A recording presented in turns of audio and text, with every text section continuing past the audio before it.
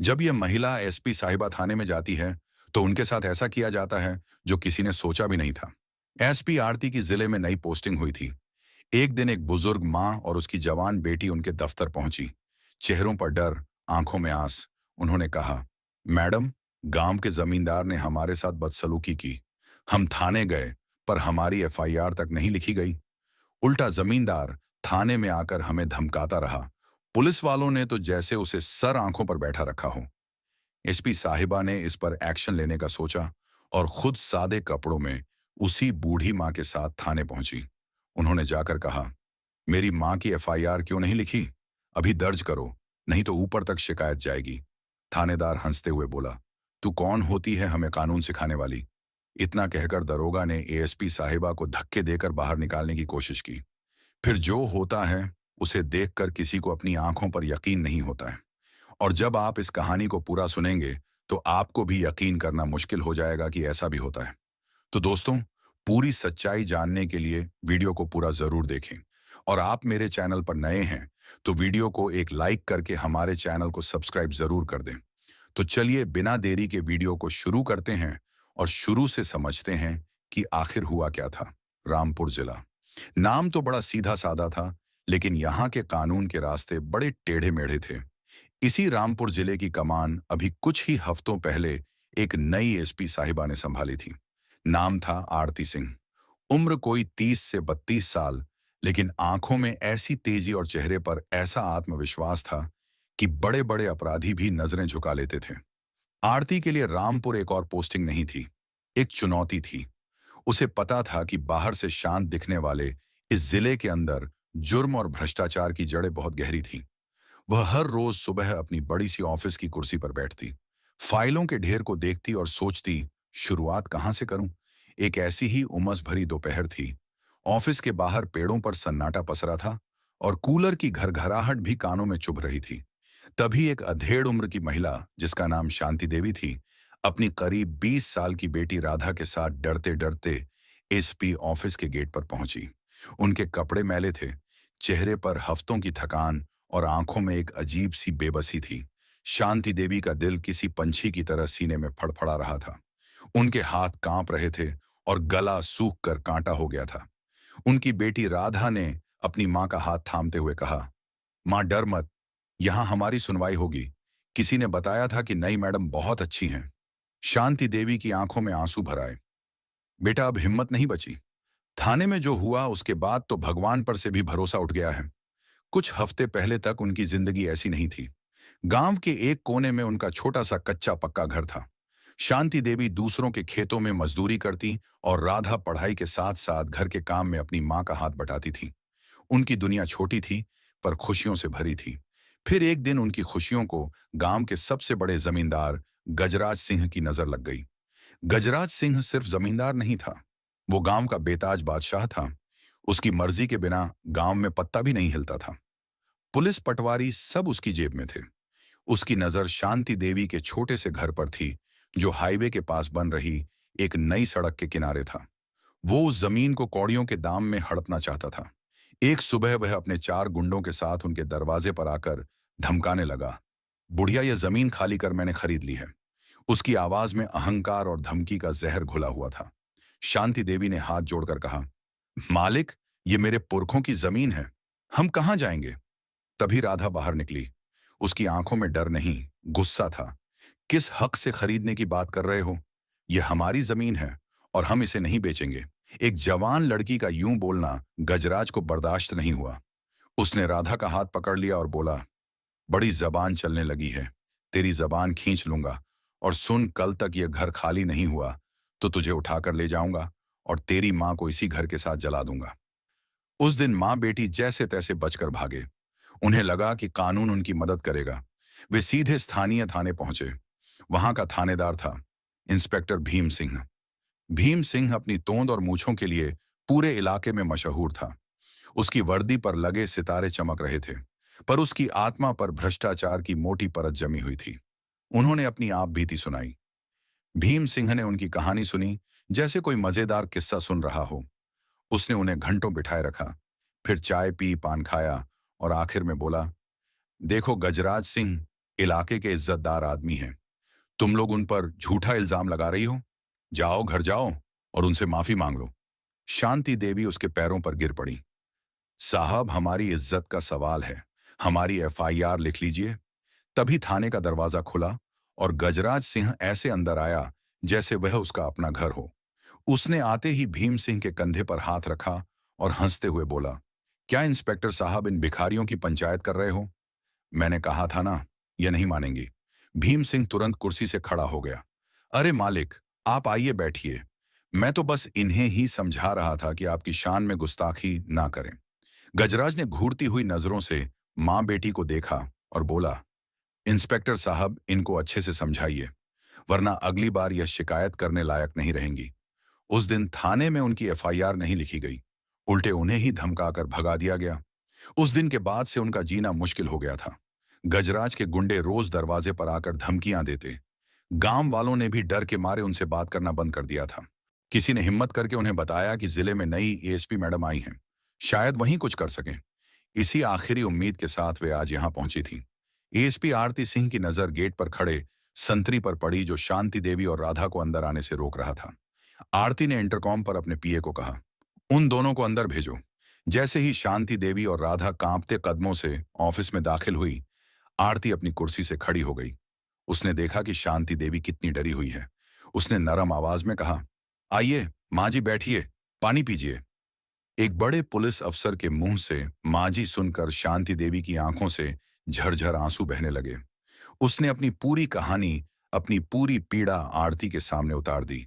राधा ने भी गुस्से और बेबसी से भरी आवाज में बताया कि कैसे थानेदार भीम सिंह ने उनकी मदद करने के बजाय उन्हीं को बेइज्जत किया और कैसे गजराज सिंह थाने में बैठकर उन्हें धमकाता रहा। पूरी बात सुनते हुए आरती का चेहरा पत्थर की तरह सख्त हो गया।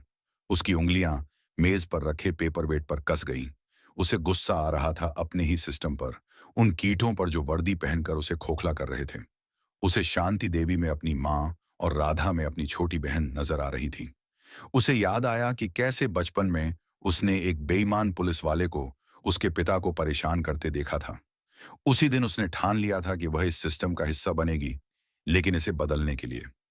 जब उन्होंने अपनी बात खत्म की तो ऑफिस में एक गहरा सन्नाटा छा गया। आरती ने एक लंबा सांस लिया। वह जानती थी कि अगर उसने अभी रामपुर थाने में फोन किया तो भीम सिंह तुरंत हरकत में आ जाएगा। वह कोई झूठी एफआईआर दर्ज कर लेगा, गवाहों को डरा देगा और शायद शांति देवी और राधा को रास्ते से ही गायब करवा दे। वो इतना शातिर था कि अपने पीछे कोई सबूत नहीं छोड़ता था। नहीं, इसे रंगे हाथों पकड़ना होगा। इसे वहीं पकड़ना होगा जहां यह आम आदमी को अपनी ताकत का घिनौना नाच दिखाता है। आरती ने एक फैसला लिया, एक ऐसा फैसला जो पुलिस की किताबों में नहीं लिखा था। उसने शांति देवी के कंधे पर हाथ रखा। माँ जी, आप चिंता मत कीजिए, आपको इंसाफ मिलेगा और आज ही मिलेगा, लेकिन उसके लिए आपको मेरी एक मदद करनी होगी। शांति देवी ने हैरानी से पूछा, कैसी मदद बिटिया? आपको मेरे साथ एक बार फिर उसी थाने में चलना होगा।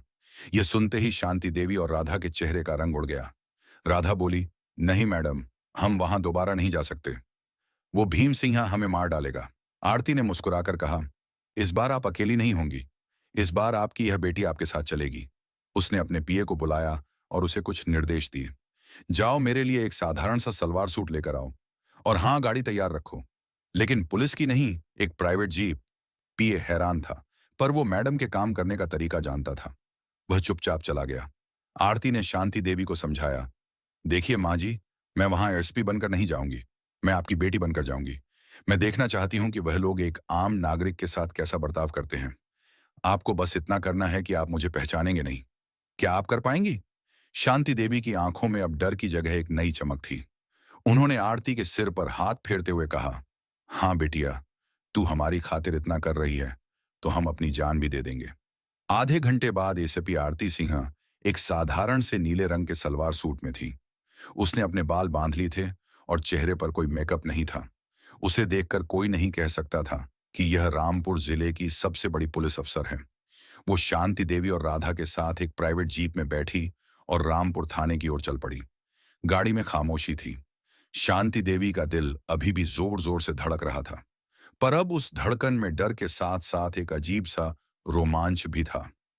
राधा बार बार शीशे से आरती को देख रही थी। उसे अपनी आंखों पर यकीन नहीं हो रहा था कि एक एसपी खुद उनके लिए इतना बड़ा खतरा मोल ले रही है। आरती की नजरें सड़क पर थीं, पर उसका दिमाग किसी शतरंज के खिलाड़ी की तरह अगली चालें सोच रहा था। रामपुर थाने के बाहर का माहौल हमेशा की तरह था। कुछ पुलिस वाले सुस्ता रहे थे। एक कोने में चाय की दुकान पर भीड़ लगी थी और हवा में एक अजीब सी लापरवाही तैर रही थी। जैसे ही आरती, शांति देवी और राधा के साथ जीप से उतरी, बाहर बैठे एक हवलदार ने उन्हें घूर कर देखा और अपनी मूंछों पर ताव दिया। थाने के अंदर घुसते ही एक अजीब सी उबू ने उनका स्वागत किया। सीलन, पसीने और पुरानी फाइलों की मिलीजुली गंध। सामने ही एक मुंशी अपनी मेज पर बैठा खर्राटे ले रहा था। आरती ने खांस कर उसका ध्यान अपनी ओर खींचा। मुंशी ने बड़ी मुश्किल से आंखें खोली और उन्हें ऊपर से नीचे तक ऐसे देखा जैसे वे कोई कीड़े मकोड़े हों। क्या काम है? उसकी आवाज में रूखापन था। आरती ने बड़ी शांति से कहा, हमें रिपोर्ट लिखवानी है। इंस्पेक्टर साहब कहाँ हैं? मुंशी ने पान की पीक थूकते हुए कहा, इंस्पेक्टर साहब बिजी हैं, कल आना। शांति देवी का डर फिर से उभरने लगा। वह पीछे हटने ही वाली थी कि आरती ने उसका हाथ पकड़ लिया। आरती ने अपनी आवाज थोड़ी ऊंची की, हमें आज ही रिपोर्ट लिखवानी है और अभी लिखवानी है। बुलाइए अपने इंस्पेक्टर साहब को। उसकी आवाज में जो दृढ़ता थी, उसे मुंशी थोड़ा चौंका। उसने अंदर की तरफ आवाज लगाई, अरे कोई है? देखो ये कौन चिल्ला रहा है? अंदर के कमरे से इंस्पेक्टर भीम सिंह बाहर निकला। उसके मुंह में पान भरा हुआ था और शर्ट के ऊपर के 2 बटन खुले थे। उसने पहले तो आरती को देखा, फिर उसकी नजर शांति देवी पर पड़ी और उसके चेहरे पर एक घिनौनी मुस्कान फैल गई। अरे ओ बुढ़िया, तू फिर आ गई। मैंने मना किया था ना कि दोबारा यहां अपनी शक्ल मत दिखाना।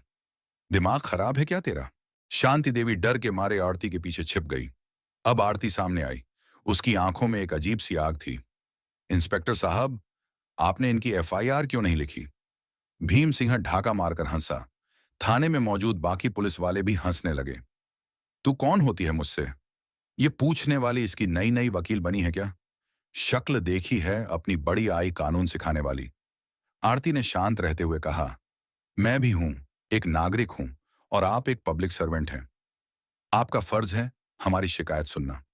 आप इनकी एफआईआर अभी दर्ज कीजिए, वरना इसकी शिकायत ऊपर तक जाएगी, ऊपर तक जाएगी।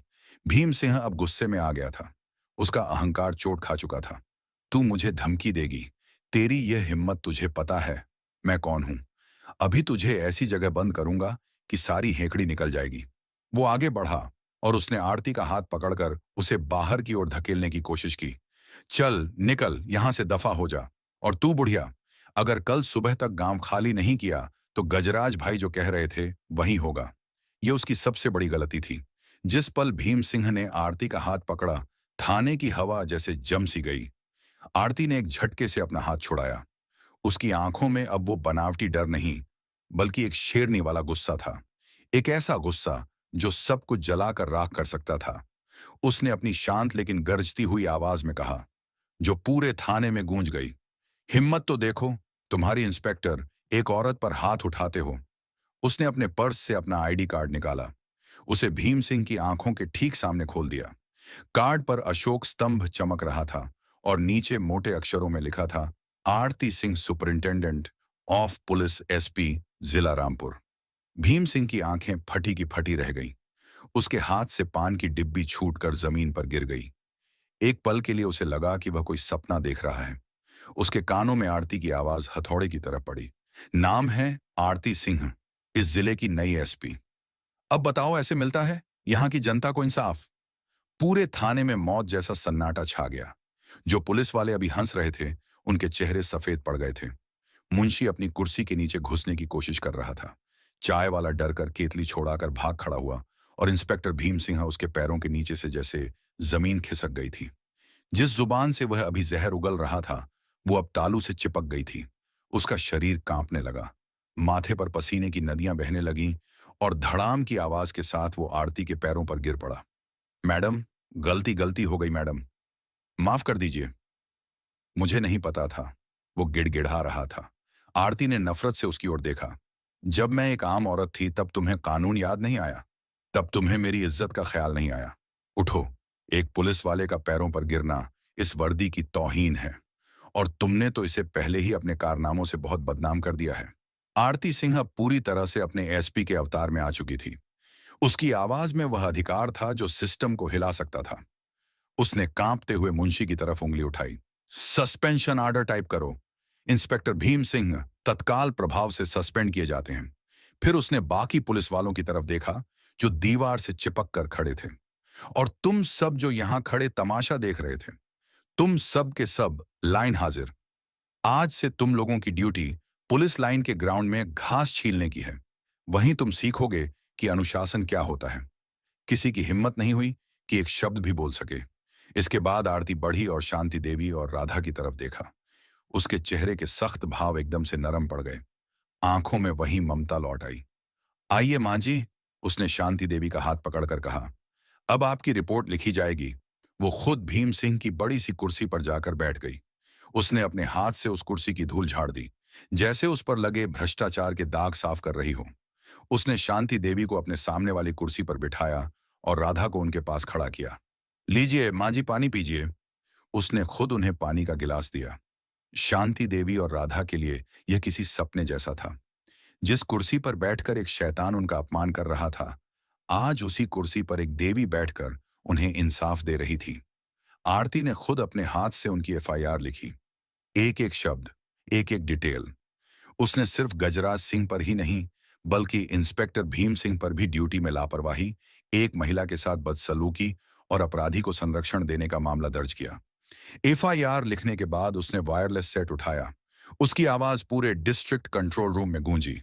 कंट्रोल, ये एसपी रामपुर बोल रही है। एक टीम तुरंत तैयार करो। गांव के जमींदार गजराज सिंह को अरेस्ट करना है। मैं चाहती हूं कि अगले 1 घंटे में वह मेरी हिरासत में हो। कोई भी बहाना नहीं चलेगा। Over and out. पूरे पुलिस महकमे में हड़कंप मच गया। उस शाम जब सूरज ढल रहा था, गजराज सिंह अपने आलीशान घर में शराब पी रहा था और भीम सिंह को फोन लगाकर गालियां दे रहा था कि वह 2 कौड़ी की औरतों को संभाल नहीं सका। तभी पुलिस की 3 जीपें एक साथ उसके गेट को तोड़ती हुई अंदर घुसी। गजराज को लगा कि यह उसका स्वागत करने आए हैं, लेकिन जब एक नए इंस्पेक्टर ने उसे हथकड़ी दिखाई तो उसकी सारी हेकड़ी हवा हो गई। तुम्हारी हिम्मत कैसे हुई? तुम जानते नहीं मैं कौन हूं। मैं अभी एसपी साहब को फोन करता हूं, इंस्पेक्टर ने मुस्कुराकर कहा। यह आर्डर एसपी साहिबा का ही है। गजराज सिंह, अब चलिए, हवालात आपकी प्रतीक्षा कर रही है। उस रात शांति देवी और राधा सालों बाद अपने घर में चैन की नींद सोई। उनके दरवाजे पर अब गुंडों का नहीं बल्कि पुलिस का पहरा था, जो उनकी सुरक्षा के लिए लगाया गया था। उधर एसपी ऑफिस में रात के 11 बजे भी लाइट जल रही थी। आरती अपनी खिड़की से शहर की बत्तियों को देख रही थी। वो थक चुकी थी, लेकिन उसके दिल में एक अजीब सा सुकून था। आज उसने सिर्फ एक केस नहीं सुलझाया था, उसने रामपुर की हवाओं में एक संदेश भेजा था कि अब यहां कुछ भी पहले जैसा नहीं रहेगा। अब यहां वर्दी का मतलब डराना नहीं, बचाना होगा। अब यहां इंसाफ मिलेगा, चाहे उसके लिए सिस्टम से ही क्यों ना लड़ना पड़े। कहानी यहां खत्म हो जाती है, लेकिन एक सवाल पीछे छोड़ दी जाती है। क्या एएसपी आरती सिंह ने जो किया वह सही था? क्या एक सीनियर अफसर का यूं अपनी पहचान छिपाकर बिना प्रक्रिया के एक थाने पर छापा मारना सही था? कुछ लोग कहेंगे कि यह नियमों के खिलाफ था, लेकिन फिर दिल से एक आवाज आती है, जब सिस्टम ही बीमार हो, जब रक्षक ही भक्षक बन जाए, तो कभी कभी इलाज करने के लिए डॉक्टर को भी कड़ी दवा देनी पड़ती है और चीर फाड़ करनी पड़ती है। आरती ने वही किया। उसने वो किया जो इंसाफ की मांग थी, जो मानवता की मांग थी। तो हाँ, उसने जो किया वह 100% सही किया। एसपी आरती सिंह की रामपुर थाने वाली कार्रवाई की खबर आग की तरह पूरे जिले में और फिर पूरे राज्य में फैल गई थी। आम जनता के लिए आरती एक मसीहा बन गई थी। लोग चौराहों पर, चाय की दुकानों पर और घरों में बस उसी की बहादुरी के किस्से सुना रहे थे। शांति देवी और राधा जैसी ना जाने कितनी दबी सहमी आवाजों को एक नई उम्मीद मिल गई थी। लेकिन जब एक दिया जलता है तो अंधेरे को सबसे ज्यादा तकलीफ होती है। रामपुर का अंधेरा सिर्फ जमींदार गजराज सिंह या इंस्पेक्टर भीम सिंह तक सीमित नहीं था। इस अंधेरे की जड़ें बहुत ऊपर तक, लखनऊ की सत्ता के गलियारों तक फैली हुई थी। इस पूरे खेल का असली खिलाड़ी था रामपुर का विधायक बलवंत राय। बलवंत राय बाहर से एक सफेदपोश नेता था, जो मंच पर खड़े होकर गरीबों के हक की बड़ी बड़ी बातें करता था। लेकिन पर्दे के पीछे वह एक बहुत बड़ा अपराधी था। गजराज सिंह जैसे लोग उसके लिए जमीनें हड़पते थे, चुनाव में बूथ कैप्चरिंग करते थे और उसके काले धंधों को संभालते थे। इंस्पेक्टर भीम सिंह जैसे पुलिस वाले ये सुनिश्चित करते थे कि कानून की नजर कभी बलवंत राय तक न पहुंचे। गजराज और भीम सिंह की गिरफ्तारी बलवंत राय के साम्राज्य पर पहला बड़ा हमला था। उसे अपनी कुर्सी हिलती हुई महसूस हो रही थी। वह जानता था कि अगर एसपी आरती सिंह कुछ और दिन रामपुर में टिक गई तो उसकी सारी फाइलें खुल जाएंगी। उसने फैसला किया कि इस कांटे को रास्ते से हटाना ही पड़ेगा। एक रात बलवंत राय ने अपने फार्म हाउस पर एक मीटिंग बुलाई। वहां भीम सिंह के कुछ वफादार, सस्पेंड हुए पुलिस वाले और गजराज के गुंडे मौजूद थे। बलवंत राय ने अपनी महंगी सिगार का कश खींचते हुए कहा, एक लड़की ने तुम सबकी मर्दानगी पर पानी फेर दिया और तुम लोग कुछ नहीं कर सके। एक हवलदार डरते डरते बोला, नेताजी वो एसपी हैं, हम क्या करते? बलवंत राय हंसा, एसपी है, भगवान नहीं। उसे हटाने का तरीका भी है, बस दिमाग लगाना पड़ेगा। उसे उसी के खेल में फंसाना होगा। एक घिनौनी साजिश तैयार की गई। योजना यह थी कि आरती सिंह की उस गैर कानूनी रेड को ही उसके खिलाफ सबसे बड़ा हथियार बनाया जाए। अगले ही दिन भीम सिंह को सीने में दर्द उठा और उसे शहर के सबसे बड़े प्राइवेट अस्पताल में भर्ती करा दिया गया। अस्पताल का मालिक डॉक्टर वर्मा बलवंत राय का पुराना दोस्त था।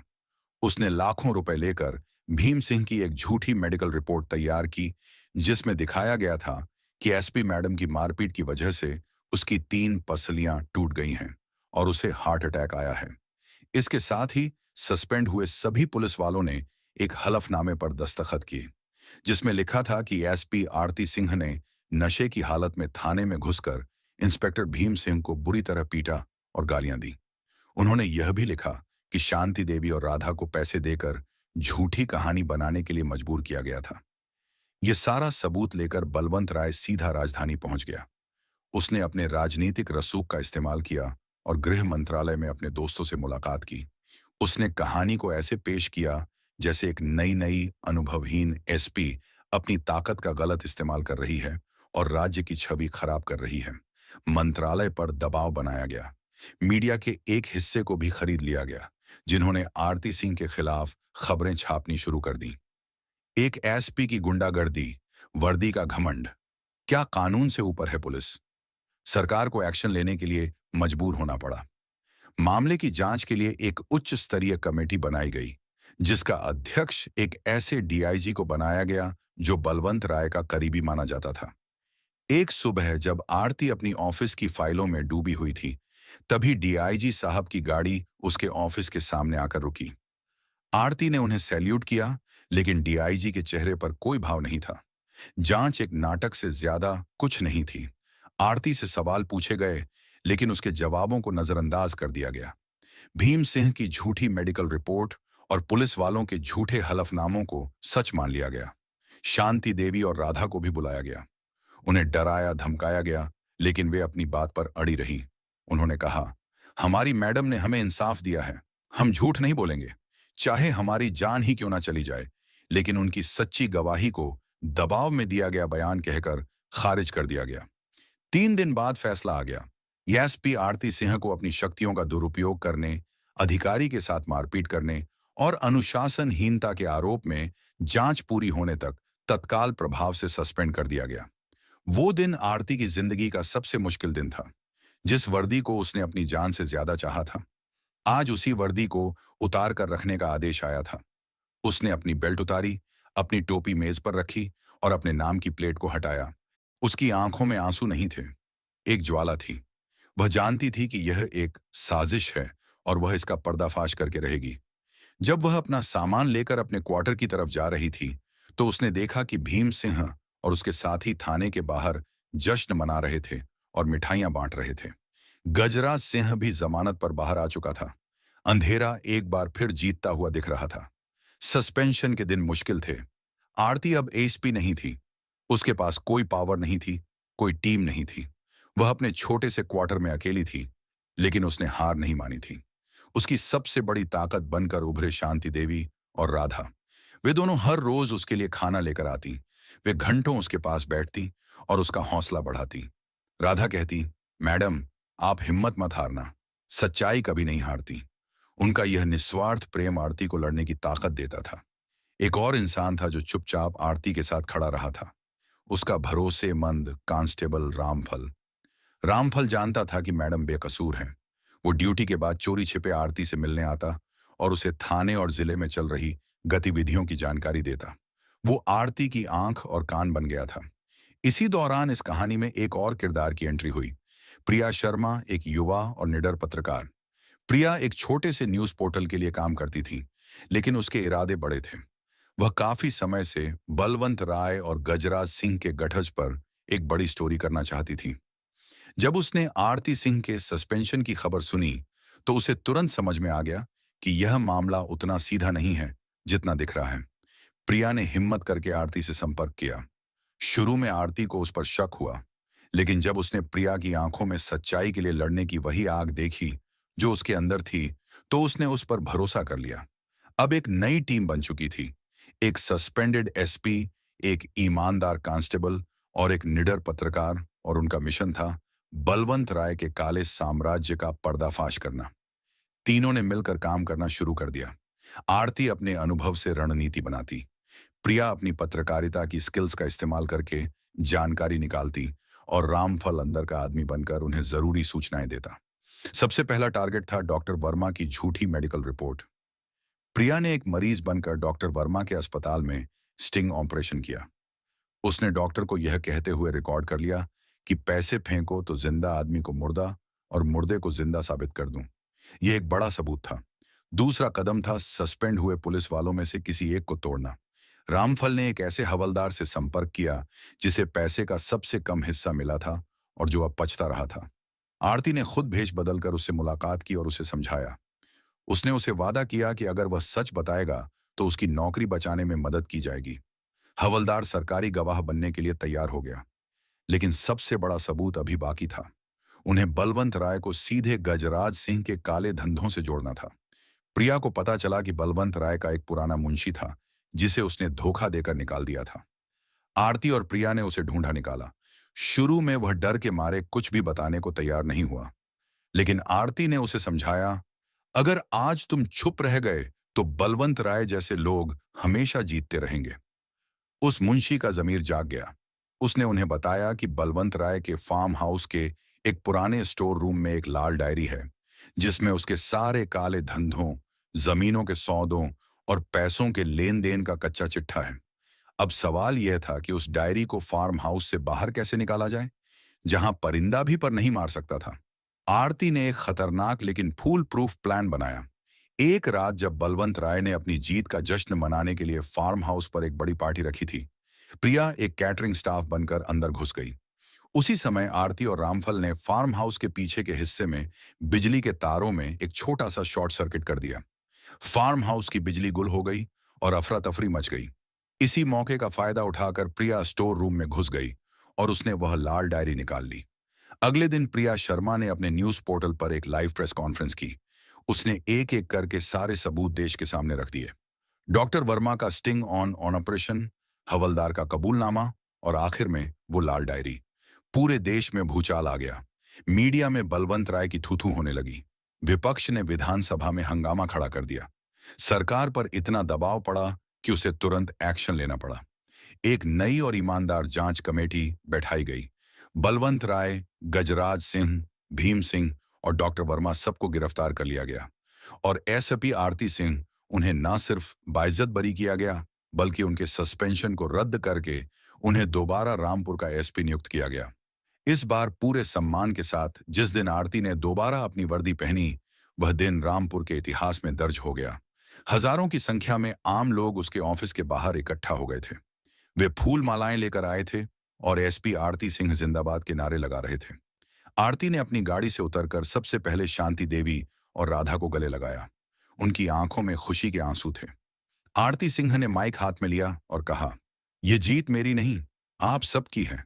ये जीत सच्चाई की है और मैं आपसे वादा करती हूं कि जब तक मैं यहां हूं, रामपुर में कोई भी बलवंत राय या गजराज सिंह आम आदमी की आवाज को दबा नहीं पाएगा। उसने अपनी कुर्सी पर बैठकर सबसे पहला आर्डर निकाला, रामपुर में भूमाफिया के खिलाफ एक स्पेशल टास्क फोर्स बनाने का। अंधेरा हार चुका था, रोशनी की जीत हुई थी। तो दोस्तों, ये थी हमारी कहानी वर्दी का असली मतलब। ये कहानी हमें सिखाती है कि रास्ता कितना भी मुश्किल क्यों ना हो, अगर इरादे नेक हों और हिम्मत हो, तो सच्चाई की जीत जरूर होती है। अगर आपको एसपी आरती सिंह का ये इंसाफ, उसका जज्बा और उसकी लड़ाई पसंद आई हो, तो इस कहानी को लाइक जरूर करें और भविष्य में भी ऐसी ही दमदार और प्रेरणादायक कहानियां सुनने के लिए हमारे चैनल को सब्सक्राइब करना बिल्कुल ना भूलें। आपका एक लाइक और एक सब्सक्राइब हमें और भी अच्छी कहानियां आप तक पहुंचाने की हिम्मत देता है। धन्यवाद।